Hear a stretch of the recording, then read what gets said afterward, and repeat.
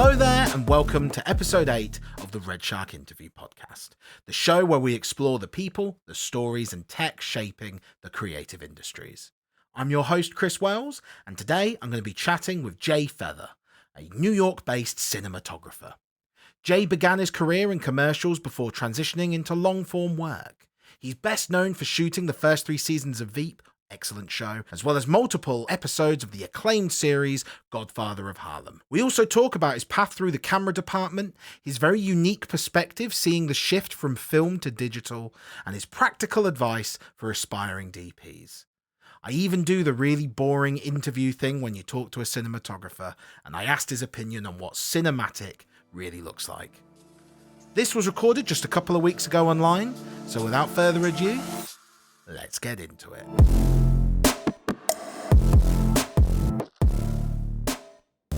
First of all, Jay, welcome to the show. And I just want for the audience at home to give people an idea of who you are and what you do in your own words. Okay, great. Hey, Chris, thank you for having me. My name is Jay Feather, and I'm a cinematographer based in New York City. My career has started 30 years ago. I came to New York after graduating college and started in the commercial world because New York was the kingdom of commercials back in those days when commercials were golden. And I segued my way into long form, primarily television. And I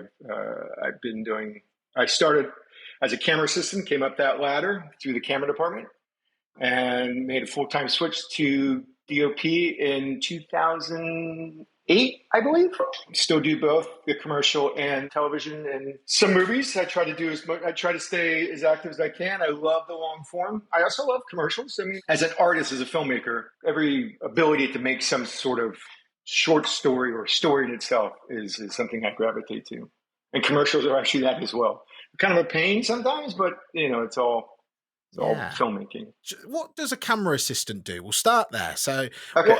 You join as a camera assistant. What did you do on a day-to-day basis as a camera assistant? So I started in '94 as a loader, and I was doing feature films back in New York City. So in the camera department, in that aspect, the chain is. Again, today's world, you might have data manager, but I started in film and I was a loader. And then you had the second camera assistant and the first camera assistant, operator, director of photography. Obviously, loader, pretty much what it says. I loaded the magazines with film. The whole AC department works together on set. Obviously, the first AC or focus puller, the name says it there, right there. His or her primary job is to keep the images in focus. I mean, within that department, you're maintaining the gear. You're upholding the gear, making sure the gear works, making sure the systems are functioning. The second works directly with the first, helping him or her on the set, setting marks, helping the focus board find out where basically it's straight up as an assistant for the first assistant. And also in the long form world, the second tends to do all the paperwork for the camera department. So that's a general description of both. But yeah, I started as a loader. First movie I did was a movie called Private Parts, the Howard Stern movie. Oh yeah, the Howard Stern film. Yeah, I know that one. And then the thing in New York in the 90s, what tended to happen is there wasn't much TV work. There was Law and Order, and then there was Law and Order, and then there was Law and Order. And then there would be a big movie or show that would come into town. But we really were a commercial town. So starting in like 94, 95, I moved over to doing mostly commercial work. Are the sets very different from that perspective, especially when, because you're not in a position, I imagine, of leadership, you are just doing the job. Do you find that from set to set, the job can be very different depending on who you're working with? Yeah, I mean, I think that's inherently true with any job, really. I mean, it really depends about the personalities as well. But the roles of the positions tend to be the same. It's how you function those and how you work with the different people changes a little bit. But the roles they're functionally the same. Yeah. Between the long form and the commercial world, I mean, there's obviously different. Again, the job remains the same. It's just sort of for long form. There are times where you're coming back weeks later as an assistant, and specifically as a director of photography, we might be redoing another, the scene that we didn't quite finish. And so notes that I keep or the notes that the assistants keep with me, we'll go back to using that type of work. But in general, filmmaking is jobs stay the same what they are meant to do, but you just have to be flexible and how Yeah. you make those happen. So Yeah. you transition into a director of photography. How did that come about? What brought you up to that point? So I went to undergrad. I mean, the most important stepping stone for filmmaking. I was a international political economist major. Every Fully knowing cinematographer's that. got that. Actually, one of the first things I ever shot was a senatorial campaign for Hillary Clinton when she first ran for Senate. So it was like sort of a Oh merge wow. between that world and the filmmaking. When I did leave undergrad, I went back to a program for film. But I knew when I was up in undergrad that I was going to be a filmmaker. I just didn't know how. I didn't know where I grew up. I didn't know people went to school for that. I mean, look, I moved to New York. I had no idea how do we do this? How does one get in this business? I ended up doing some short student films, obviously at the school I was at. Was that as director of photographer as well? No, yeah. I Or mean, it was both? I know Like, it was director of photography / craft service. yeah. It's like, these were student films. Yeah. But because I was in school, after I sort of transitioned to a working professional in the industry, I did end up shooting student films, just to get my teeth into it. I ended up working for Aeroflex Corporation. One way to transition into working into it was about connection. So and learning the gear. So in New York, there were two major vendors who dealt with the cameras. There was Panavision, and then there was, that day it was called Camera Service Center, which was then eventually bought by Arri. I ended up working at Arri, and that was fantastic for me, obviously learning the gear, the ins and outs of the mechanics of the gear, not necessarily the principles of photography. That was learned via school and then actually on set. I worked with, in the commercial world, I worked with some of the greatest cinematographers because they would come to New York. They would be in between big projects, and commercials hired some great cinematographers. And then I ended up working long form with some of them. But I did a lot of work with Harris Savides when he was, when he would do everything, but he would do these commercials. So I mean, you'd learn from Harris. I was working with Ed Lockman, who I adore, and my last job as a camera assistant was Ed's movie Far From Heaven. So I learned the gear and met the connections at Arri. And then when I went on set as a loader and very anxious to learn it all, I kept my eyes open. I listened. I asked questions. I took everything. I absorbed everything. And the principles of photography and more of like how people achieve almost the same look can be done in 1,000 different ways. So I straddled for a long time. I went from the loader to a second and then to a focus puller. But in between those focus puller and actually making the full transition, I was shooting all kinds of things. And I always say that to everyone. If you want to be a cinematographer, shoot everything. You're going to make some horrible mistakes. You're going to make some really bad images, but you're going to learn. And that's what I did. And then finally in 2007, I was like, I have to just focus fully on this. And I can't, and it was tough. It was tough I had 2 kids. It was tough to cut that economic resource and just go full boat. But I looked in, I had some pretty decent commercial directors that hired me, and I worked pretty steadily as a commercial DP. And then I made the transition into long form on a TV show. And what was that TV show? The first show that I did as a director of photography was a show called Veep. So I did season 1, 2, and 3 of Veep. And how was that as an experience? Because I can imagine, because for something like Veep, for those that don't know, it's all handheld. It's like, it's kind of, it follows like the Armando Iannucci kind of style of the UK from the thick of it that was kind of brought over, where it's all handheld, kind of very chaotic, but also still very ordered in the way that it's done. Very cinema verite is probably the nearest you could 100%. describe it. 100%. And that was important for ARM. All of them were, Armando's, they're brilliant, satirical, phenomenal writers. And obviously he cared about the overall scope of the show, but it was very important to have that freedom and the preciousness maybe that we would use for cinematography was important in a way, but not necessarily. It was really about the dynamic of the characters and the words that came from their mouths. So Veep was a great, incredible cast. I mean, like, Mm. I was just brilliant to be involved as a cinematographer. It was difficult. I mean, because the blocking was it was an idea. Yeah. It was an idea. So but the thing that I am proud about Veep is that I feel like I allowed that to happen, but I showed that you can be cinematic and let them. It was important to allow the cast to have their. The words were always written. This was not ad libbed at all. But what was ad libbed is their action and how they reacted with those words, and they Yeah. needed flexibility. So that show allowed me to understand how to work in that environment. It was really fun. It was also a very hard show as a cinematographer because you always want things to look the most incredible. You know what I mean? Like, Yeah. and sometimes you have to realize what you have to work with what the show is and what is the nature of the show. You can't stand in the way of the brilliance No. of what that is. You know what I mean? What methods did you have to kind of allow that to happen? Because, like you said, with improv and people changing and reacting, it's not a case of everything's storyboarded and you know what's going on. So, what Yeah. methodology or tricks do you have to kind of allow that improvisational stuff to Well, happen? obviously, with a show like that, a lot of it is top lit, and also motivated based through any window source you could. So if I could just have strong sources there and just kind of let that be the key, and just maybe Yeah, any top source that can augment sort of a fill, and kind of go with it. And there were certain areas within the stage world that we knew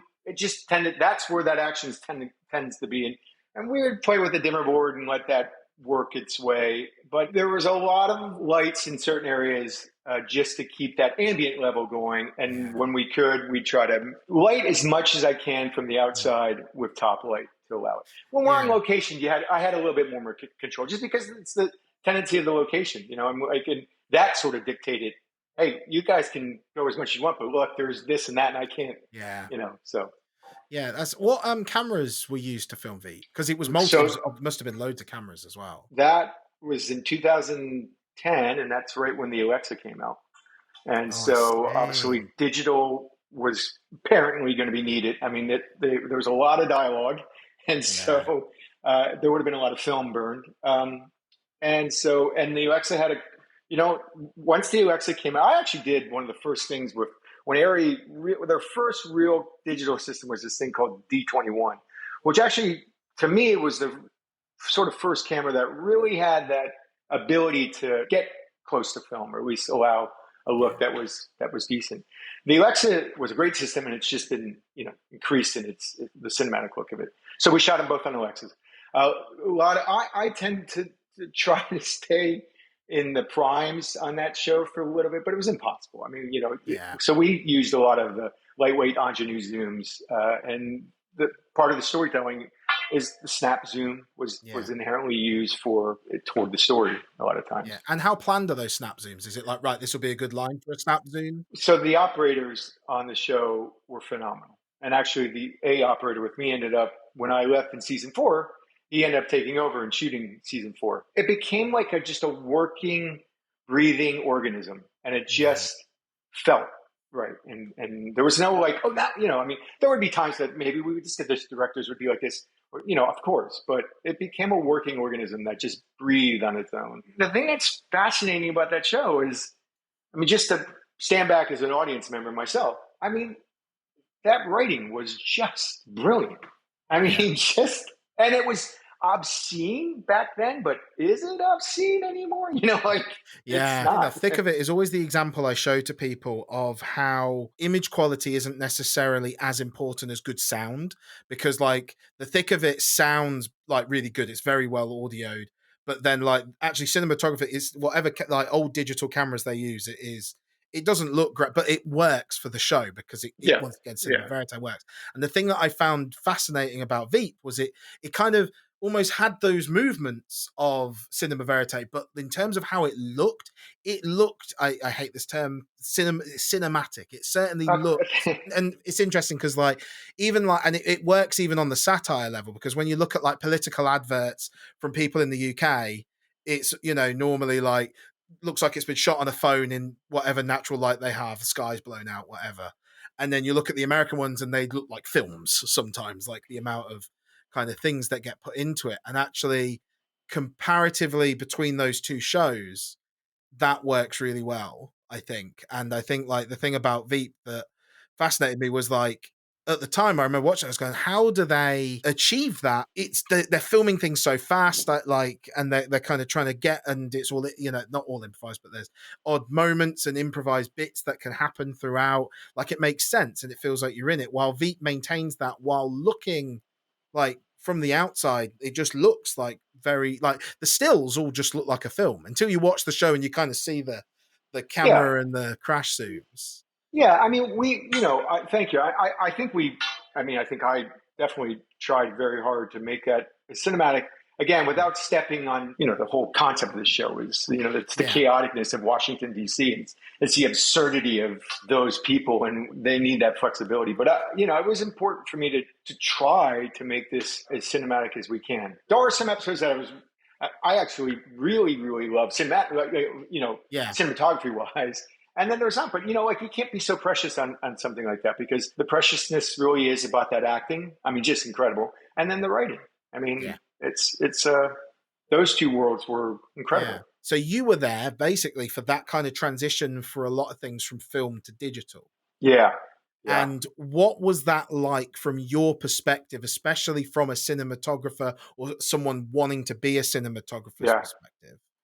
I think initially that first transitional phase, the embryonic stage into the digital, was pretty disastrous. I mean, I did as a camera assistant a pilot that was shot on the, basically ENG cameras, and it was messy. It looked bad. It was also, the systems weren't really cameras used for storytelling, and it was just all and there was a preciousness as well as all of us who started the film, right? I mean, like, Mm. come on, guys, you're not going to take away this incredible format and make it this, right? And it felt like this was only being done for cost reasons in a way, in the beginning. Yeah. I still obviously find if I could shoot film, I would.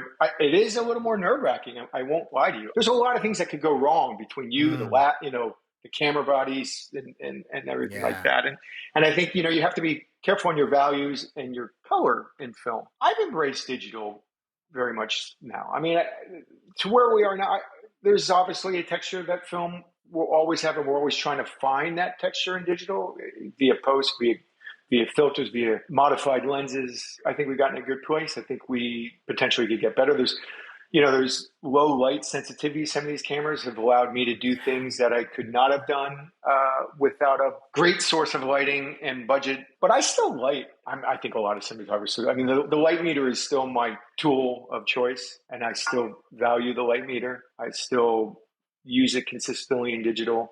I mean, I see what I'm getting on the images, but I love to know the values and some other tools that we've now used that, the scopes and everything that we use in digital photography, obviously are tools that we didn't have in film, but the first, that transition, that like, I guess it was 2000, I don't even know, like it was, what was it, five or, and then of course the 5D and that whole world was like, I found that more in the commercial world. I wasn't doing long form with the 5D scenario. Yeah. And that became the agencies and all them loved it because how compact it could be in some of the shots, and I was tying, using grip stands off helmets to get, it wasn't cinematically great. That was then. I mean, it's any transition phase, I mean, Yeah.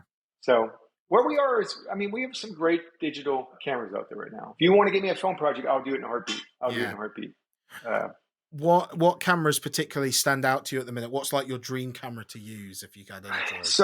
so I came up, as I said, through Airflex, and I do feel like they are they're a film company, and when they moved into the digital photography, they were filmmakers. I love the Alexa, I will say, and I feel like the color curve on the Alexa is great. But that being said, I mean, I've used the last two projects were been on the Venice. There are aspects about the Venice that I enjoy greatly. Like I said, the low light sensitivity of the Venice is really great. I like the Rialto, and I like how small they can be. I mean, I always say this. It's sort of project dependent, and also one of the projects I did, the reason we did Venice is because the studio had a great, I mean, there's all Mm. kinds of different layers as to where we go. If you said to me, hey, go out, shoot this project, this is what you have, you pick and choose. I have to read the script. I have to read what it is. I mean, I think inherently I would go probably first to like the LF, but I don't know. It's dependent on the project. I love the LF. I guess what I'm saying is I do love the LF, but I've had great success with the Venice as well. Yeah. Are there any cameras that you haven't tried yet that you would love to try? I'm sure there are. I've worked in the red spectrum. There's nothing that stands out to me right now that I need to. Oh, I'm so disappointed. There's some glass that I'd love to try for sure. Yeah. That's Like it's funny in the way I analyze it. Digital cameras with lenses sort of become in the days of film, the film stock, right? yeah. Oh, this color palette, Fuji would, the saturation of Fuji would be better than, and so, and this 500T, the 5270, and so you sort of gravitate in that world. Like, which film stock do I want to use? So imagine someone has come to you and given you a script. Yeah. What is your process then for as a DOP? The first thing I would do is I would love to go with the director, get in his or her mind, and look at lookbooks and like, where do I'll read it. I inherently will say, boy, this tone feels like this. But the way I go about my work is I work to achieve the view of the producers and the director, and they're hiring me to help them achieve that. I'm obviously being hired because I have some visions of myself and so I love to pre-production to me is key. Yeah. And even before pre-production to pre-production, when quote unquote, my agents or whatever think I'm starting, I love to even get in deeper. If I just let's sit, let's talk movies, let's talk what you think. And we might come up with this incredibly elaborate plan that doesn't quite fit the budget, but we have an idea where we go, and then we'll scale it back or we'll scale it up or whatever it is. On a show like Godfather, the tone was there, and I'm coming in to not change that tone. And I would think the same with Veep. So I set the look of Veep, and so those who took over after. Now, when Arm left in season 4 and it became sort of different showrunners, I think they might have changed it. They also moved from where we were to LA. So there's obviously inherently going to be some different stuff, but that tone is still there, right? So the technicians and the people who were involved, they used the tools that they knew how to make and gave a little bit of their own little salt and pepper and everything. So that's how I go about something like Godfather. It's there, but I come about the process differently than the other cinematographers. And I like to add a little more. I love big soft sources. There are some times where there's more hard light in some of the other episodes, and in mine there might be bigger soft sources. But we are there to, the showrunner Chris, who's phenomenal, has a way he wants the show to be, and the actors, you're there to service them. I have my tools and how I create it, and I want to stay in that lane.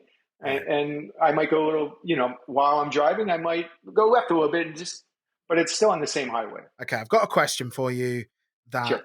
is a kind of, I'm sorry if it is a frustrating question. How would you define when something looks cinematic? When people say, I want to make this look cinematic. Yeah, do you ever get that note? Do you ever have people? Of course.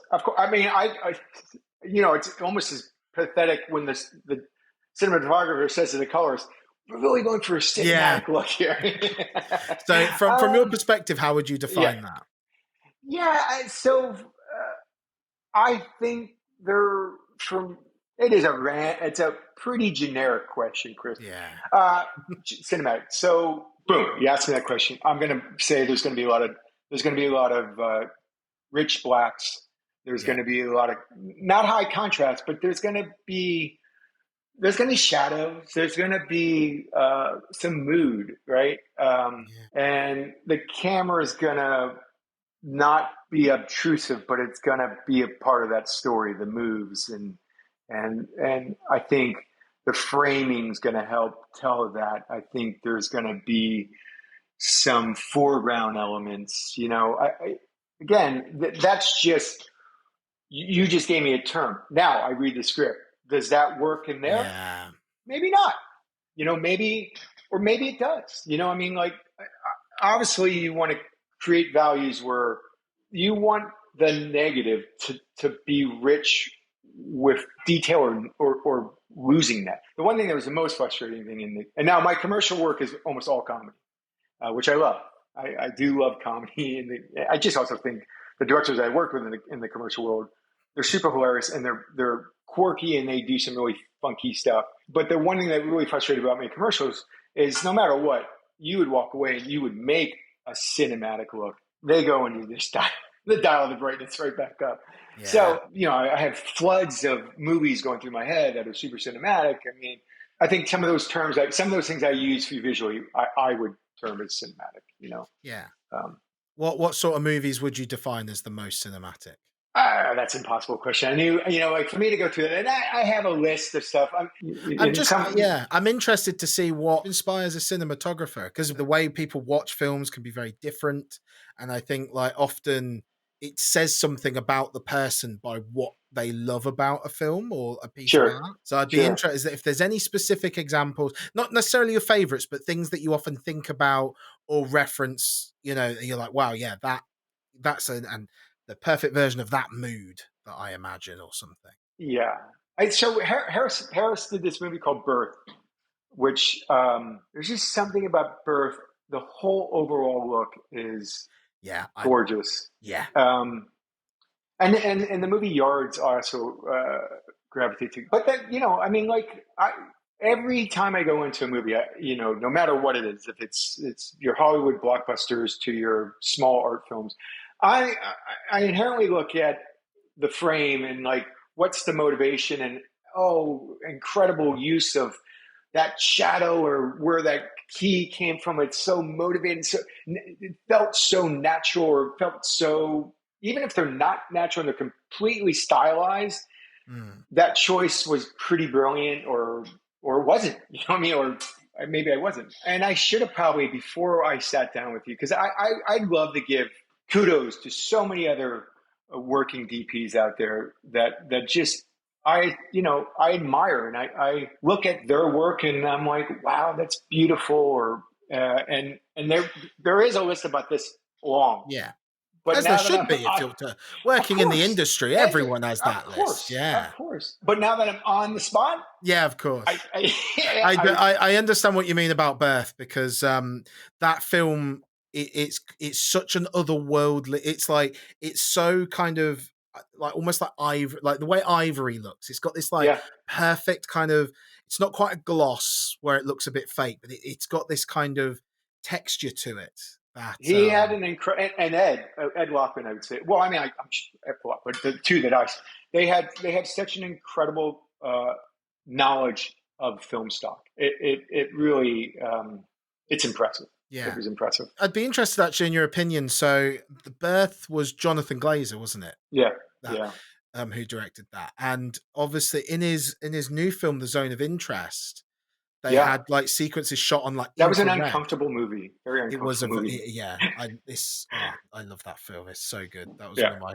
But the thing that I thought was really interesting about that was they used like thermal cameras for like a sequence. I'd be interested what your thoughts are on using kind of alternative technologies in the kind of visual space to tell a story. I love it. If it's to help the story, I love it. I love experimenting and trying new equipment or whatever. And if it's part of that vision, obviously the first thing I'd love to do is test, let's just not go out blind. But yeah, I think there's many tools to help make that storyline. It's obviously used for a reason, right? And if it's used brilliantly, it's great. I mean, so I won't run away. I'm diving in that pool. Let's try it. I'd be interested back to the transition from film to digital. Yeah.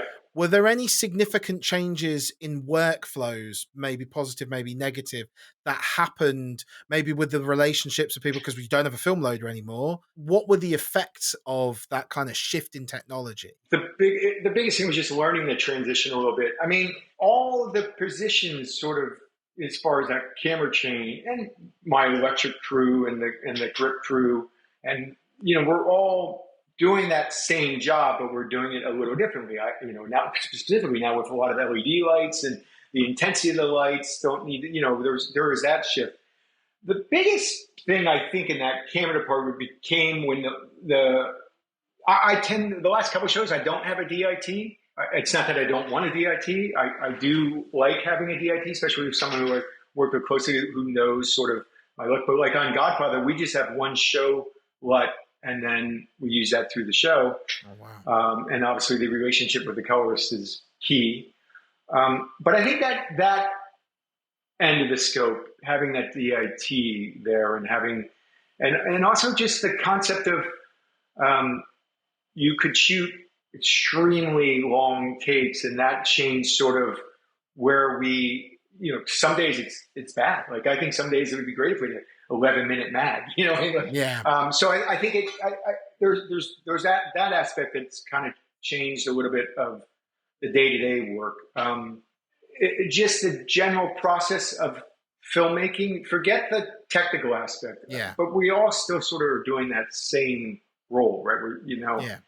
So that hasn't drastically changed that much. It's just that there's a new positions, and obviously, now the loader's not sitting in the truck for an hour. The data manager's doing transcode, So, but for me as a cinematographer, I'm still doing the same thing. I'm just using different tools and sort of maybe changing the values. And again, as I said, one of the biggest keys is this color with digital versus film. I mean, it would be a little bit different on film, how film reacts to different colors. Yeah. And how do you see that changing further when, like, have virtual productions and AI tools and, all kind of like things? Have you seen that any kind of shifts in that direction from your perspective? I don't think I've seen anything that's been that drastic. I do worry, as anybody who's in my age, who's something new might come across that is a bit different. It's not the old dogs learn new tricks. I mean, you have to stay current, and you have to stay active, and you have to stay on top of it.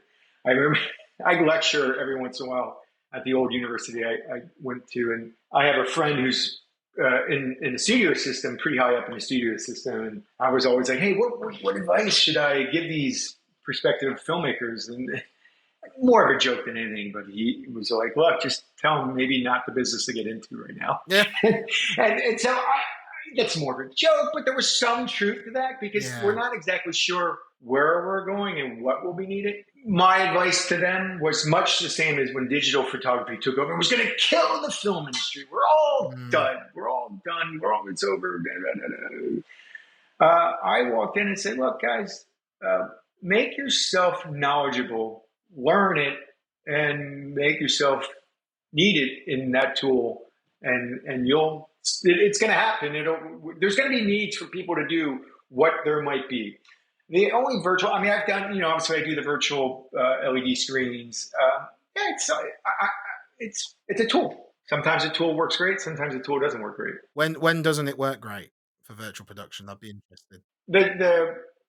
It could be more of a budgetary reason than anything. I've had some bad experience on, the LED screens for car stuff, or it just doesn't feel right all the time. But no, it's interesting. I was talking to another DOP, and he was talking about the issue that he had on slightly older cameras with the virtual production is like, was it the moire effect, the kind of sure, and like the kind of higher resolutions of like like the 12K Blackmagic, and those kind of are helping kind of alleviate those things. Was it more a technical issue or more just a kind of look or a feel? I think that's kind of a combination of both. There's obviously a technical issue, and then there's also just if it's not done like perfectly, I feel like you can see the falseness and the fakeness. I mean, look, there are shows that are unbelievable. I mean, like most of the Star Wars franchise. I mean, it's pretty brilliant. Like, and then there's some that don't. But I do think that there's some budget constraints that can affect that as well. and it shows, and it just shows It a shows bit a little more bit. brighter. Yeah. This is another basic question. I'm really sorry, but Yeah, I'd just be really that's right. interested in your perspective because it's not every day I get to speak to a DOP. What advice, practical advice, would you have for someone wanting to kind of be a DOP or wanting to light, their own projects? What advice would you have to help them kind of use the most out of what they have? So, like, let's say they have just a 3-point light setup or something small. What advice, like, do you wish you could go back to the student film Jay Feather and kind of go, oh, right, here's a couple of really neat things that I think will help? Uh, Without sounding generic, I think if Jay Feather went back to film school, Jay Feather, with the knowledge I have now, I wouldn't have the knowledge I have now if I didn't make those mistakes as I Yeah. did when I was young Jay Feather. And so I always try to tell people if you want to be a filmmaker, specifically a cinematographer, shoot all you can, whenever you can, all the time. Learn, look, practice, try. I mean, honestly, nothing helps more than actually practically going out and photographing. Now, if it's someone's project, put some effort into like first just look at it as a filmmaker. Like, take yourself back and just filmmaking. Forget the technical aspect of it. How does this tone feel? Like, what can I do to help? Sometimes I think people are inherently like, oh, if we just do this, all these great camera moves, it'll be great because that's what makes camera great. No, does it help tell the story? Read some of the greats out there. Read what they. I mean, I found, at least me coming up the way I did, most artists or cinematographers didn't have a problem. If you had a question, ask them like, "Hey, why did you decide to use that soft light there when the bay?" But just ask. And I think there is, I mean, a lot of people start coming up. I didn't come in the PA route that way. I mean, I always tell people if you're not sure what you want to do in filmmaking, but you want to be a filmmaker, I think that production system route is good because you can see what everyone does and you can see what role and where do you think you're the most capable of following that role. But if you really see yourself as a photographer, cinematographer, take a 5D or take something, go out, shoot things, see what happens with that highlight, see if you can, if it's, does this backlight look, just try, practice. I know it sounds so generic and I want this to sound so much more but my number one thing I say to everyone, relationships. I'll say it one more time. Relationships. That it's very important to keep those relationships, grow them, especially if you find someone who you guys just collaborate. Collaboration is the number one thing for this. I have friends who obviously work in corporate world, and obviously I think collaboration is important there as well. But something about filmmaking, like it's like this circus. We all come in, we set up, and then we leave town but it's the collaboration. Every little tool is to this final product, right?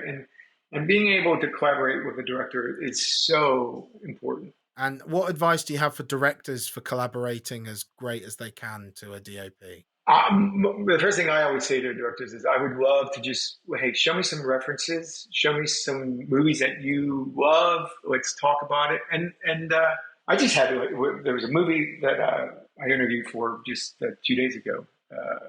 I'm not, unfortunately, it's in Indy. I'm not sure it'll happen. But we had a 2.5 hour talk just about films, what we loved, why did you love it? And then again, if it's the project, especially if it's a director who it's something they wrote, they are going to have an incredible idea of what this project is. It's their full, for lack of a better term, baby.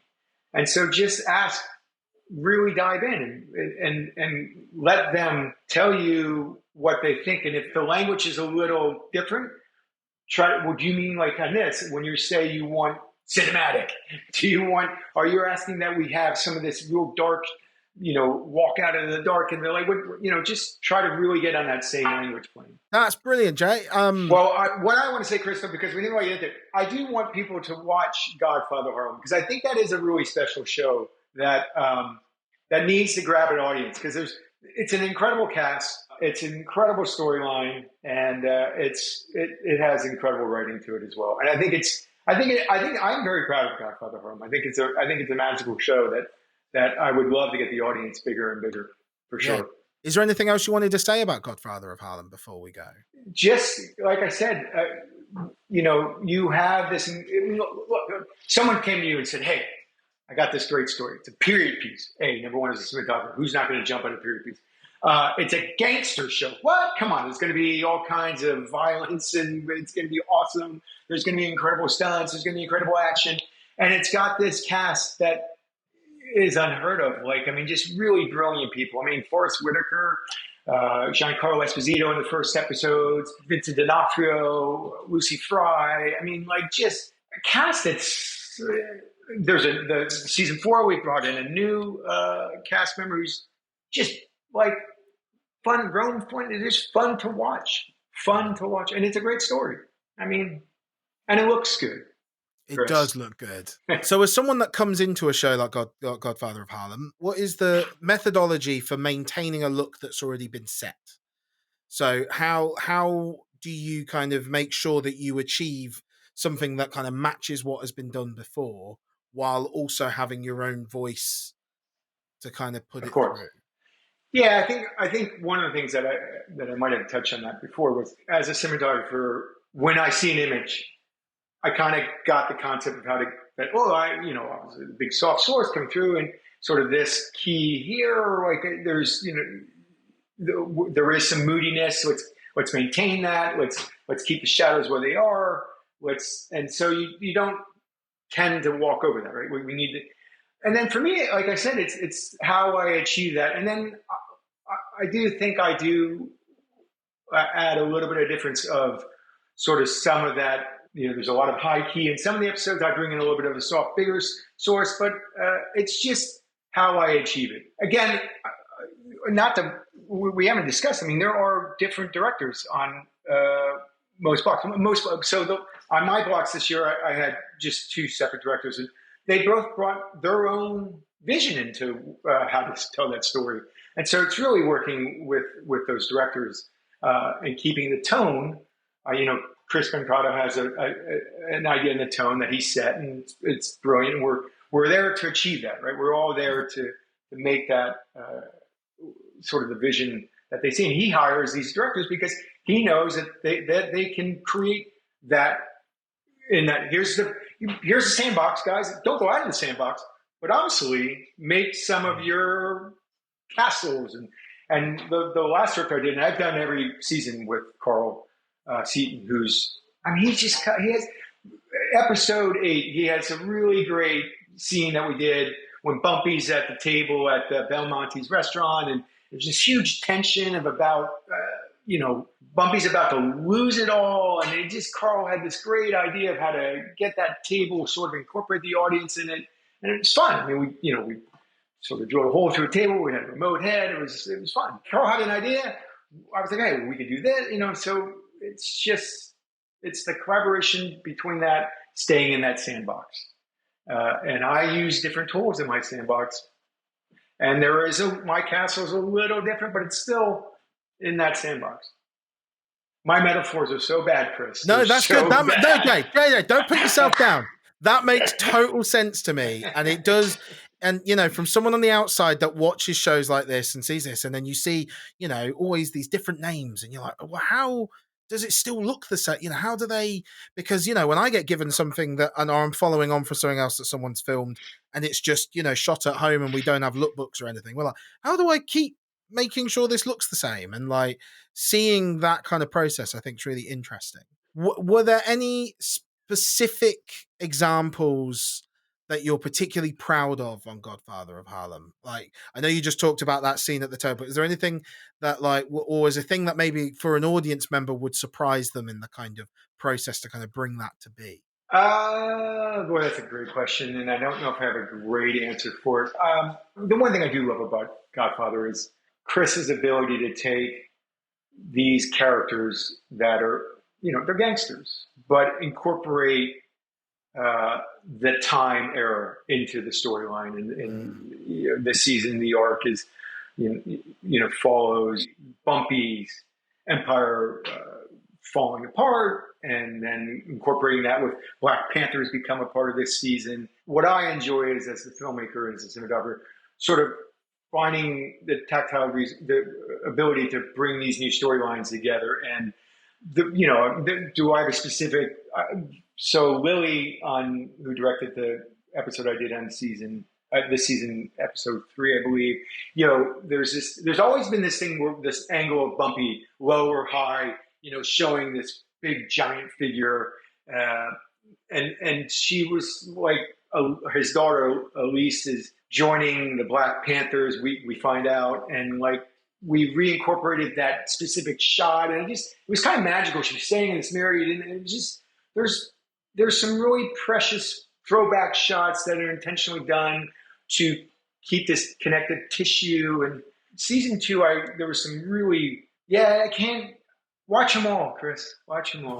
There's obviously some. It's funny, one of the things I always say in Veep, one of my favorite episodes as a cinematographer was when Selena goes to Sweden. There was a lot of we took that episode more cinematic than usual, and there was a lot. I'm proud of that one. I don't know why that one always stands out to me. I mean, the cast was so funny in that episode. Yeah, I mean, well, that's the other thing too that was fun. I mean, look, Veep to Godfather of Harlem. You go from comedy, you're going through these dramas, high drama, and then like a show like Flight Attendant. Flight Attendant was a little bit of a mixture of both. Like, as a cinematographer, there isn't a genre I don't want to partake in. And I think as an audience member and as I think dark comedies are what I love the most, and and I would jump at any of them. But as a filmmaker, any genre, if the script's great, it's fun to tackle. It's fun to see how you can make this work.